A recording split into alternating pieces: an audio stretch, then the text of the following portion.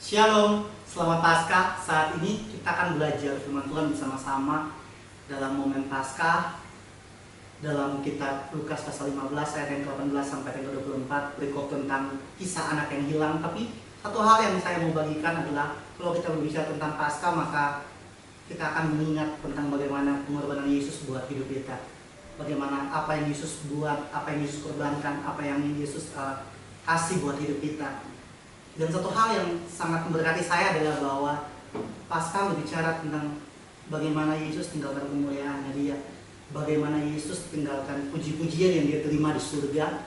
Dia datang ke bumi, Dia dihina, Dia diludahi, Dia dicaci, Dia dimaki, supaya kita diterima kembali di surga. Kalau 2000 tahun yang lalu Yesus tidak tinggalkan surga, maka sampai hari ini saya percaya kita tidak akan pernah bisa diterima kembali di surga. Yesus tinggalkan surga supaya kita diterima kembali di surga. Dan saat ini kita akan belajar kisah tentang anak yang hilang. Nah, kisah tentang anak yang hilang ini berbicara tentang inisiatif seorang anak yang datang kepada bapaknya, yang membalik ke rumahnya ketika dia meninggalkan rumahnya. Hal ini berbanding terbalik dengan kisah Paskah yang berbicara tentang bagaimana Yesus tinggalkan surga dan Dia datang bersama kita. Dia datang mencari kita, Dia datang temukan kita. Satu hal yang saya mau bilang bahwa kalau 2000 tahun yang lalu Yesus sudah datang, Yesus punya inisiatif untuk temukan kita waktu kita buat salah, waktu kita buat dosa. Roma 3:23 mengatakan bahwa karena semua orang telah berbuat dosa dan telah kehilangan kemuliaan Allah. Kemuliaan Allah berbicara tentang apa? Berbicara tentang hubungan kita dengan Bapa. Waktu manusia buat dosa, kita jatuh dalam dosa, hubungan kita terputus. Dan satu-satunya hal yang bisa Bapa buat adalah Dia mengorbankan anaknya. Dia berikan anaknya buat kita, supaya kita punya hubungan untuk kembali. Dengan kata lain, waktu manusia buat kesalahan, dengan kata lain waktu saya buat kesalahan, yang punya inisiatif bukan saya, tapi yang punya inisiatif adalah Yesus. 2000 tahun yang lalu, inisiatif untuk pemulihan hubungan itu datangnya dari Yesus. Yesus yang turun, Yesus yang cari, Yesus yang temukan kita. Di malam hari ini, apa yang Yesus buat 2000 tahun yang lalu sudah selesai. Kalau hari ini kita hidup, harusnya hari ini kita yang belajar. Waktu kita salah, waktu kita jatuh, waktu kita kehilangan tujuan, kita yang harusnya belajar untuk punya inisiatif yang sama seperti 2000 tahun yang lalu, waktu Yesus punya inisiatif untuk temukan kita. Seperti kisah anak yang hilang ini, waktu dia hidup sama bapaknya, dia meminta hartanya, dia meminta bagiannya, dan dia tinggalkan bapaknya, tinggalkan saudaranya, dia pergi ke tempat yang lain, dia berfoya-foya di sana, dia menghabiskan hartanya, sampai pada satu titik di mana menjadi momen, menjadi titik yang cukup rendah dalam hidupnya. Tuhan mencatat bahwa untuk makan pun saja dia kesusahan, dia sangat susah. Dan di titik terendah itu menjadi momen perenungan pribadi bagi dia untuk, wow, di rumah bapak saya ada banyak makanan, di rumah bapak saya ada kelimpahan, saya di sini saya kelaparan, saya di sini saya melarat.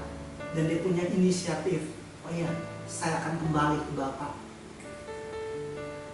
Mungkin saya percaya waktu firman Tuhan mencatat yang menjadi tujuan untuk dia kembali ke bapaknya bukan karena dia ingin punya hubungan yang baik lagi sama bapaknya, tapi karena alasan karena dia pengen untuk makan, karena dia kelaparan. Makanya dia bilang bahwa di rumah bapak saya ada banyak makanan dan saya harus kembali, di sana saya bisa dapat makan. Bukan untuk hubungan, tapi untuk kehidupannya, untuk supaya bagaimana dia bisa melewati rasa laparnya. Makanya dia memutuskan untuk kembali. Jadi inisiatif dari anak ini adalah lahir karena perasaan laparnya dia yang mendorong dia untuk kembali.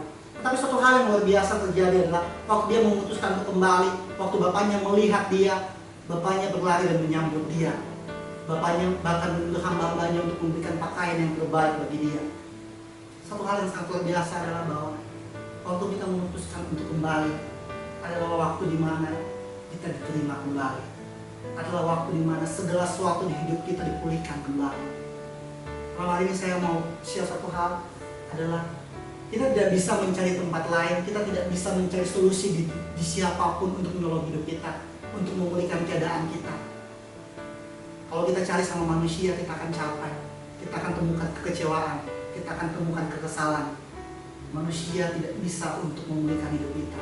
Satu-satunya cara adalah satu, kembali sama Bapa. Punya inisiatif seperti 2000 tahun lalu, dia punya inisiatif untuk menemukan kita.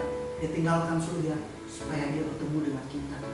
Tidak peduli kalau kita seperti anak-anak ini, mungkin sudah menghabiskan banyak harta, mungkin kita sudah punya banyak kesalahan, mungkin kita sudah punya banyak problem dalam hidup kita, mungkin kita sudah punya banyak keputusan yang itu mengecewakan hati Bapa. Tapi satu hal yang perlu kita tahu, bahwa kesalahan kita adalah alasan 2000 tahun lalu untuk Yesus datang untuk memuka kita. Jadi jangan takut dengan kesalahan, jangan takut dengan pelanggaran. Sebesar apapun pelanggaran kita, tidak menjadi alasan untuk Yesus tidak menerima kita. Justru karena kesalahan kita, dia datang ke bumi, dia datang untuk tebus kita. Malam hari ini, saat ini, kalau kita punya kesalahan, jangan pernah takut untuk kembali. Dia tetap terima kita, dia menunggu kita, dia mengasihi kita. 2000 tahun yang lalu dia kasih hidupnya, dia tidak tanggung-tanggung, dia tidak setengah-setengah, dia tidak perhitungan bagaimana nanti dia dikecewakan. Bahkan waktu dia tahu bahwa murid-muridnya pun akan menyangkal dia, akan menjual dia, akan mengkhianati dia, dia tetap memilih untuk berjamuan bersama mereka. Bahkan dia memilih Petrus untuk berjaga-jaga dengan dia di Taman Getsemani. Even waktu itu dia tahu bahwa Petrus akan menyangkal dia, tapi dia berkata sama Petrus, berjaga-jagalah dengan aku di sini. Karena apa? Karena dia punya kasih. Kasih melenyapkan ketakutan, kasih memberikan rasa aman. Kalau kita sadar hari ini, kalau Yesus mengasihi kita, seharusnya tidak jadi alasan untuk kita takut untuk kembali. Seharusnya pelanggaran kita, kesalahan kita, pergumulan kita, mungkin hari-hari di bangsa kita dalam menghadapi virus corona, kita dalam keadaan takut, krisis di mana-mana terjadi. Banyak hal mulai kita pikirkan, banyak hal mulai menjadi alasan untuk kita ragu dengan Tuhan. Tapi malam hari kita belajar satu hal, bahwa apapun keadaan kita, seharusnya tidak menjadi alasan untuk kita takut sama Dia. Dia tetap terima kita, dia sanggup berikan segala sesuatu dalam hidup kita. Amin. Jadi saya mengajak kita semua untuk tetap percaya sama Dia, jangan pernah kehilangan hubungan dengan Dia. Dia Bapa yang baik, dia Bapa yang setia. 2000 tahun lalu dia kasih hidupnya sama kita, artinya bahwa apa? Dia tidak bisa hidup kalau kita tidak hidup dengan Dia. Saat ini hal yang sama pun dia tunggu dari kita. Dia mau hidup kalau kita hidup dengan Dia. Jangan pernah sisakan waktu kita, jangan pernah habiskan waktu kita untuk selesaikan hal-hal hidup kita di tempat yang lain.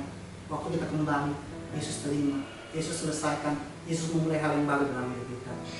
Amin. Sekian share yang saya mau bagikan. Saya percaya bahwa teman-teman semua kita diberkati, semua kita diubahkan, semua kita akan melihat bagaimana Yesus bekerja dalam hidup kita. Selamat Paskah, Tuhan Yesus memberkati.